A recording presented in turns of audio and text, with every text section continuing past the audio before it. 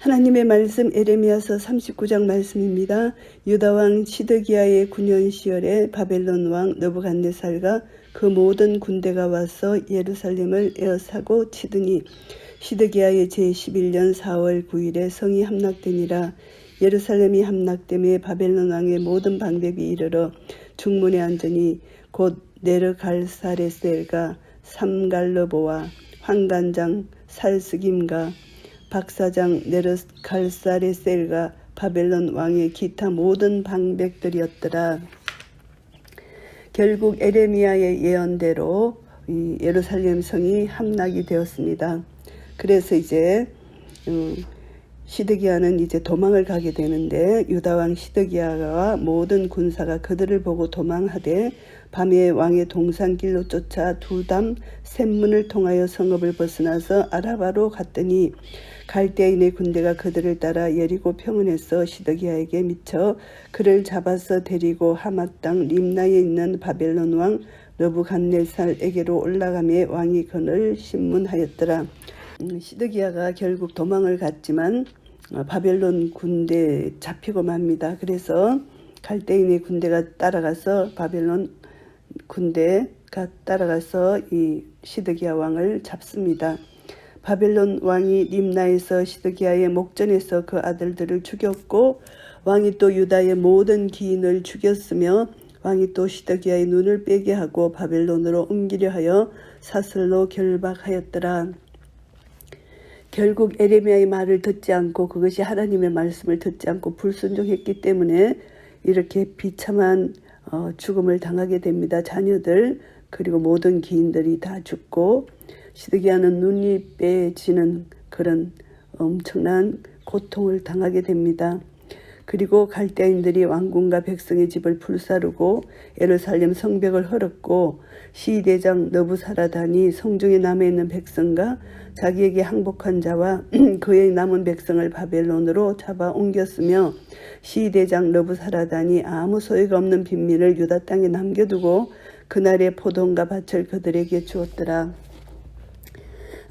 이렇게 이제 항복한 자 그리고 또 남은 백성 또 바벨론으로 잡아 옮기고 아무 소유가 없는 빈민은 그 유다 땅에 그대로 남겨두는 그런 정책을 썼습니다. 이들이 그래서 예루살렘에는 정말 완전히 황폐화되었고 하나님 말씀이 그대로 성취된 것입니다. 바벨론 왕 느부갓네살이 에레미야에 대하여 시대장 느부사라단에게 명하여 가로되 그를 데려다가 선대하고 해하지 말며 그가 내게 말하는 대로 행하라. 왜냐하면 에레미야는 바벨론에 항복하라고 외쳤던 선지자이기 때문에 하나님께서 에레미야를 선대해 주시는 것입니다. 이에 시대장 느부사라단과 환관장 느부사스반과 박사장 네르갈사레셀과 바벨론 왕의 모든 장관이 보내어 에레미야를 시대 뜰에서 취하여 내어 사반의 손자 아이감의 아들 그다리아에게 붙여서 그를 집으로 데려가게 하며 그가 백성 중에 거하니라. 시드기야 왕과 그 아들 그리고 방백들 많은 자들이 죽임을 당하고 포로로 잡혀가는 이 상황 속에서 오히려 에레미야는 감옥에 시대뜰에 갇혀있던 이 몸이 자유의 몸이 되는 것, 결국은 하나님 말씀대로 이루어진다는 것입니다. 하나님은 하나님의 종을 끝까지 지키시고 보여주시는 것을 볼 수가 있습니다. 죽음의 위협 앞에서도 두려워하지 않고 담대히 하나님 말씀을 믿고 선포한 하나님의 종의 그 대우와 하나님 말씀을 불순종하는 자의 마지막이 이렇게 비교가 되는 것이죠. 에레미야가 시대뜰에 갇혔을 때에 여호와의 말씀이 그에게 임하니라 가라사대 너는 가서 구스인 에벳 멜렉에게 말하기를 만군의 여호와 이스라엘의 하나님의 말씀에 내가 이 성에 재앙을 내리고 복을 내리지 아니하리라 한 나의 말이 그날에 내 목전에 이루리라. 나 여호와가 말하노라 내가 그날에 너를 구원하리니 내가 그 두려워하는 사람들의 손에 붙이우지 아니하리라. 내가 단정코 너를 구원할 것인즉 내가 칼에 죽지 아니하고 내 생명이 노량물을 얻은같이 되리니 이는 내가 나를 신뢰함이니라 여호와의 말이니라.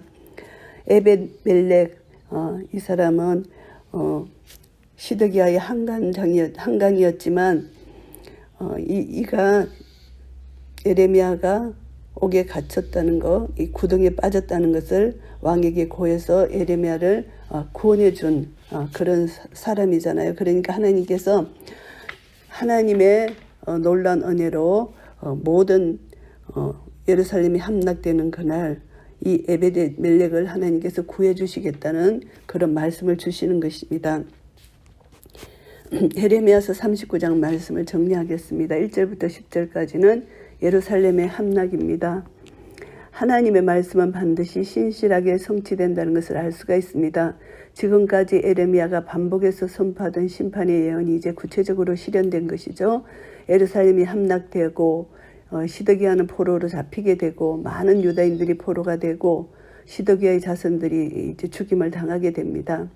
하나님께서 약속하신 말씀에 대해서 조금도 착오도 없이 실제적이고 역사 속에서 구체적으로 이루어진 것입니다. 그래서 하나님의 기록된 말씀에 근거하여서 우리는 하나님의 말씀을 그대로 믿고 순종하고 따를 때 영생의 삶을 보장받을 수 있지만 말씀을 불순종하고 예수 그리스도를 영접하지 아니하면은 결국은 심판을 받을 수밖에 없다는 것을 깨닫게 되고요. 이제 바벨론으로 도망하려는 시드기야는 결국 실패하고 말죠.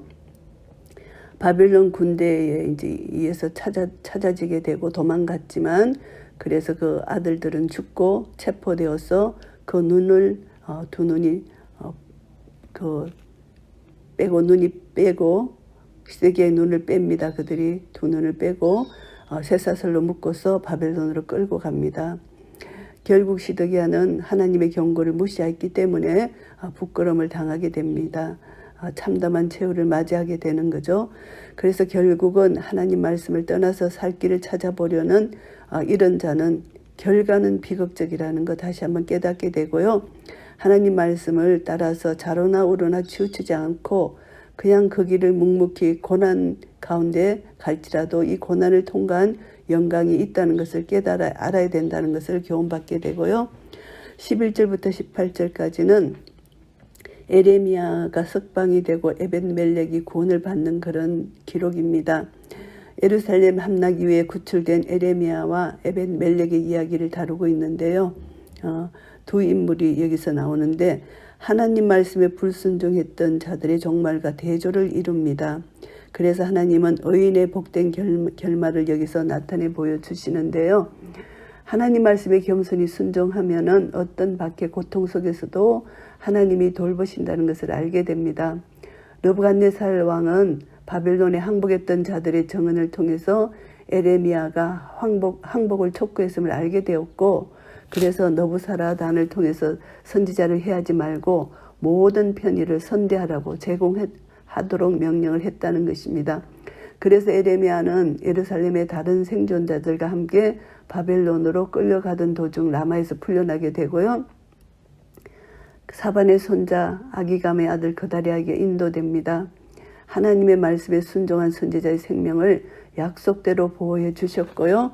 그리고 또 하나님께서 에레미야가 시대뜰에 갇혀 있을 때 시드기야에게 청언하여서 생명을 구출해 준 구스인 에벳멜렉 그 에벳멜렉도 하나님 말씀해 주셨잖아요. 예루살렘이 패망할 때 다른 모든 방백들과 같이 죽임을 당하지 않도록 보호해 주시겠다고 약속하신 대로 하나님께서 이 에벳멜렉도 하나님 구원해 주시는 그런 놀라운 은혜를 베풀어 주신다는 것입니다.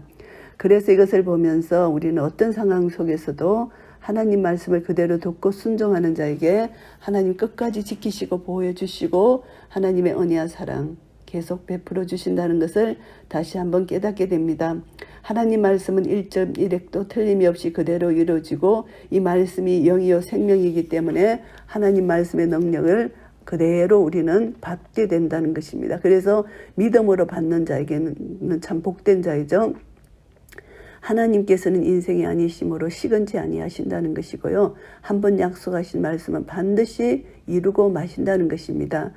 불변하시는 하나님, 거짓이 없으신 하나님, 반드시 선포된 말씀을 성취하시는 하나님, 하나님 모든 예언의 말씀이 그대로 이루어진다는 것을 다시 한번 깨닫습니다. 그래서 우리는 하나님 말씀을 다시 한번 기억하고 이 말씀은 우리에게 주어질 때는 우리에게 복 주시게 하여 이 말씀을 주신 것입니다. 그래서 말씀 한 말씀을 우리가 순종함으로 너희 몸을 하나님이 기뻐하시는 거룩한 산제사로 드리라. 이는 너희의 드릴 영적 예배니라 하신 말씀처럼 우리가 말씀을 그대로 믿고 내가 그리스도와 함께 죽었고 내 안에 예수 그리스도께서 사신다는 것을 믿는 믿음 안에서 우리는 예수님께 모든 것을 의탁하고 믿고 맡겨드릴 때 우리 속에서 그 예수 그리스도가 나타나는 온전히 말씀이 순종이 되는 그런 역사가 저절로 자연적으로 성령의 능력 안에서 이루어진다는 것입니다. 그래서 이런 은혜를 받은 자이기 때문에 우리는 예수 그리스도가 내 안에 사신다는 것을 믿는 믿음 안에서 거할 때 이미 나는 죽었고 내 안에 예수님이 사시기 때문에 내가 모든 삶 속에서 예수님이 나타나는 그런 역사를 이룰 수 있다는 것입니다. 이런 은혜가 우리 모두에게 있으시기를 예수 그리스도 이름으로 축복합니다. 아멘.